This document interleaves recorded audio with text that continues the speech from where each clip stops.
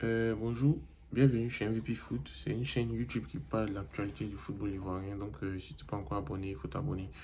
Aujourd'hui, on va parler des statistiques de Tonton Gassé, comme j'aime bien l'appeler. Tonton Gassé, le coach commando, depuis qu'il est arrivé à l'équipe nationale de Côte d'Ivoire.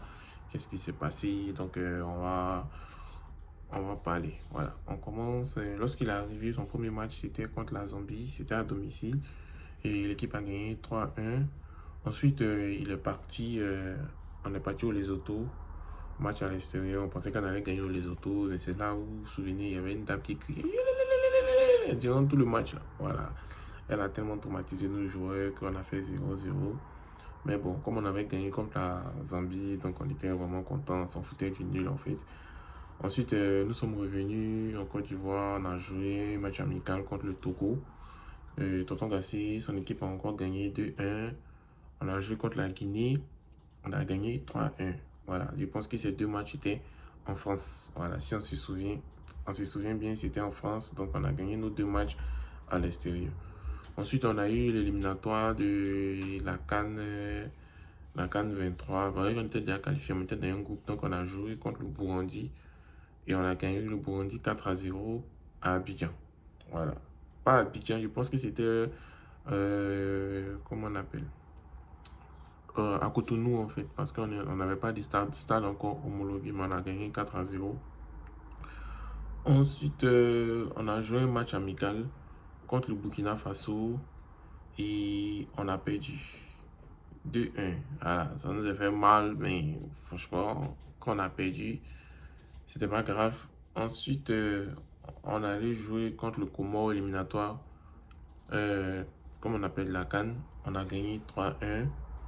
Ensuite, quand on a gagné le Comore, on a fait un déplacement périlleux en Zambie. Ce déplacement-là, ça a failli coûter la place de Tonton Gassé parce que il a mis un nouveau gardien, Fouli Ayaïs, et il y a eu un spectaculaire autogol de la part de Serge Aurier. Le gardien n'était pas à la hauteur vu la pression de ce match en fait.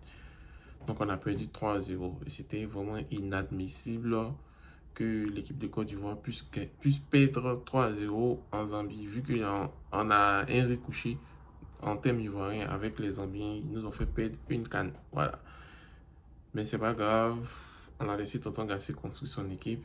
Et là, je pense que c'est à partir de ce match contre la Zambie que tout a commencé à bien aller parce que il a vu qu'il y a des choses qu'il fallait faire. Il ne faut pas rester sur ses lauriers. Il y a des choses qu'il fallait changer. Donc, après la Zambie, qu'est-ce qui s'est passé?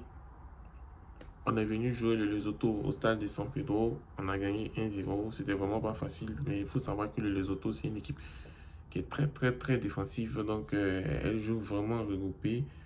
Et 1-0, ça allait normal vu ces résultats qu'ils ont fait actuellement. Ils ont fait le match nul avec le Nigeria. C'est pour vous montrer que le Lesotho, c'est pas une équipe facile à jouer. Ensuite, il y a eu une trêve internationale où on a voulu jouer deux matchs amicaux.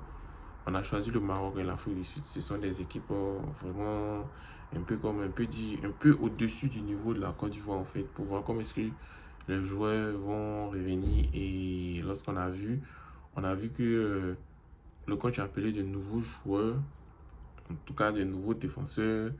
Et ces joueurs ont parfaitement intégré le groupe. Ils ont une très belle prestation. Et puis aussi, Oumar Diakité aussi était sur l'aile. On a vu l'éclosion de Wilfried Sengo. Donc, vous voyez qu'on a eu tellement de, comment on dit, bonnes surprises dans ces matchs amicaux contre le Maroc. On aurait pu gagner, mais on a égalisé à la fin. Ils ont égalisé à la fin du match, c'est pas grave. Ensuite, contre l'Afrique du Sud, on a fait 1-1. Voilà, 1-1. 1-1, on était mené et puis comment on appelle,